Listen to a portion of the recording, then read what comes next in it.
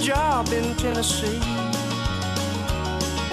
and I quit mine so we could be together. I can't forget the way you looked at me, just to see you smile.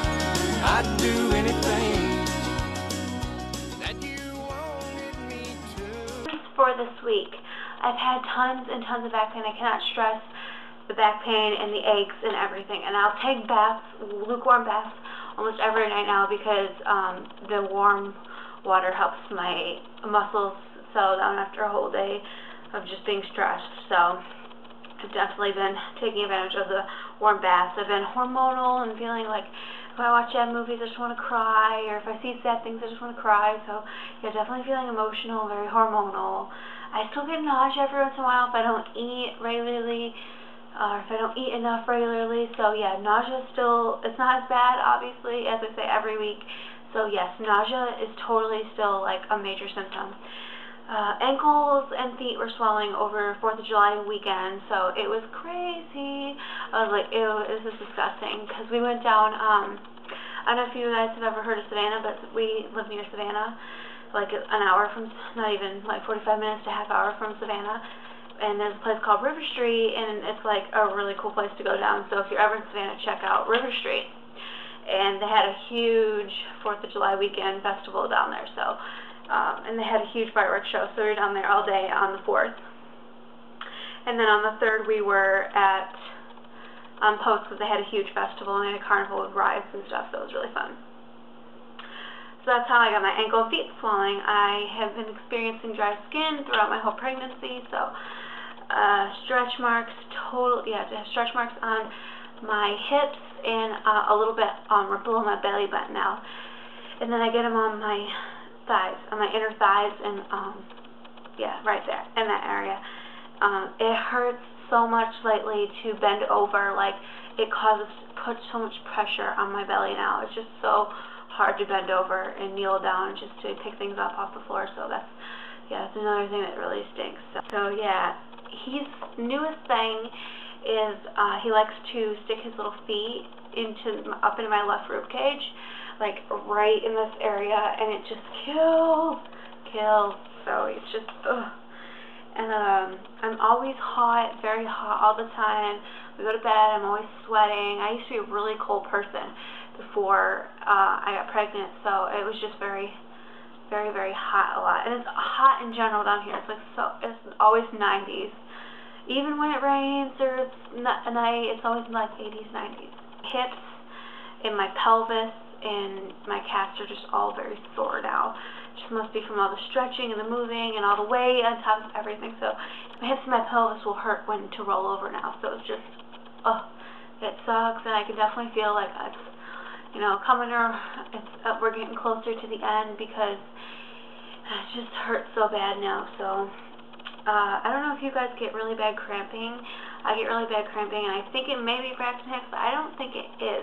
My mom tried telling me it was Braxton Hicks, and I'll pass gas or go to the bathroom, and sometimes it'll go away, or sometimes it won't. But I've been getting cramps and stuff lately. So my doctor said it was completely normal, so no worries there. I had my doctor's appointment earlier, which I'll talk about later in this video. Cravings, pizza. I always crave pizza every day of the week. Lemonade, things that are sour, and mustard. I love mustard. My newest craving is Italian dressing, or chicken breast, chicken in general, cooked in Italian dressing. It is so good, and it smells so good when it's cooking. It's just like, oh, so good. You guys should totally try it. Get a little skillet pan, put it on top of your stovetop, put a little bit of Italian dressing in there, like not the creamy stuff, just like the regular Italian dressing, and then put your chicken breast in there and cook it in that, and it just browns it nicely and just gives it a really nice moist flavor, and it's just so good. So you should totally try it. And then fries with mustard, and I love mustard. Oh, so good. So yeah, those are my cravings. Okay, so here's some new things. I haven't got them yet, so I'll do videos on them when I get them because they're big things. But Corey's mom bought our baby a car seat, which she totally didn't have to because we already have a car seat. But yeah, she got me the baby trend car seat, and here's a picture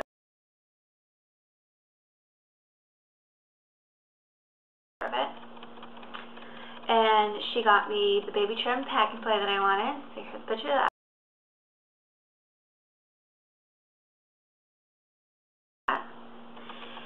She also got me the Playtex bottles, or the drop-ins kind.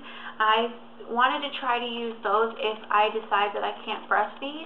And we also received $200 in the mail from my mom, a check in the mail from my mom, to help us pay for our crib set, which our crib set, the one I'm not completely decided. Like, seriously, buying a crib, ladies, is like buying a car. Like, there's so much to look into, and there's so many choices, and there's different wood types, and there's different dressers that come with it, and there's just different styles. It's just so much to look into, and there's the prices and everything. So, yeah, I'm still not positive on it, but I want to try and order my crib in the next few weeks.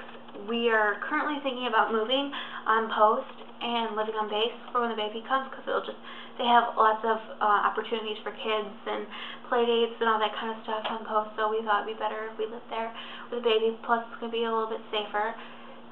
Obviously, he'll still have his own room, so I'm not even sure if this room that I'm in right now is going to be his nursery, but for the time being, it's going to be, so I'm kind of holding off on buying him a crib right now.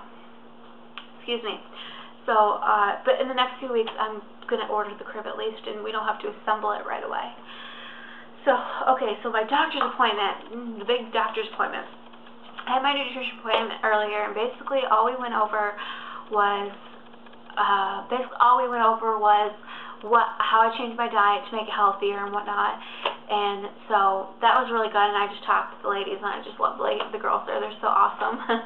And they're all like moms and stuff, so it was really cool talking to them. And they're like, "You're so cute, you're pregnant," and yeah, it was really cool talking to them. And so yeah, on that note, I went to my doctor's appointment. I'm still doing really well with weight gain, so I'm really proud of myself. And when he wrote something really funny, I was getting my temperature, and the thing wouldn't read right, and Corey told me that the thing said I was dead because it wasn't reading anything, and I told my doctor that the machine said I was dead, and Corey was just kidding when he said that, and he couldn't believe I said it to the doctor. So the doctor was like laughing at me that the machine said I was dead. She's like, "Oh, we'll make sure we'll take your temperature before you leave." So yeah, my temperature was 98.5. The baby's heart rate was 156. Yes, baby heart rate was 156. I'm measuring slightly ahead. I'm measuring 32 weeks, which, you know, I'm big. He's a big boy. So, I'm not too worried about it. So, breastfeeding and birthing classes, so I'm going to start taking those at the beginning of August. So that's going to be fun. Corey's going to go to the birthing classes, but not the breastfeeding classes, because the doctor said he could go, but she said that it's not something that he might feel comfortable going, because they really ultimately just talk about breastfeeding and whatnot, so it'll be really a class for me to take. Hopefully I meet other pregnant mommies there, and it'll be really fun. So yeah, I'm taking those classes, signed up for those. Oh, I wanted to talk to you guys about my glucose results. Trying to really hear what the glucose numbers were. So, and I can't remember the numbers right off the top of my head. So, but she said that she thinks the lab made a mistake with my second test results, and that she really doesn't think I'm diabetic. So she wants me to take another one. Another 3-hour exam, so, but, I'm going to take that next another test to really prove it. She thinks the lab just messed up, so, hopefully that's the case, but we're still trying to eat healthy, like my nutritionist has been telling me, so, okay, some days I don't feel the baby move. Like, I feel him rolling around now, but I just don't feel him move every day. Like, I hear some of y'all say you feel him move every day. And I just was worried that he may be stressed or something, so I told my doctor. And she said that it sounds pretty normal, that he may just be moving when I'm sleeping or whatever. So, yeah, so we're just keeping an eye on his movements, just make sure he's given me a couple scares lately. And he'll just one day, he just won't move. And I'm like 30 weeks now, he should be moving every day. So, just some days I guess I don't feel his little movements. He's such a... When all is said and done, I never count the cost. It's worth all that's lost.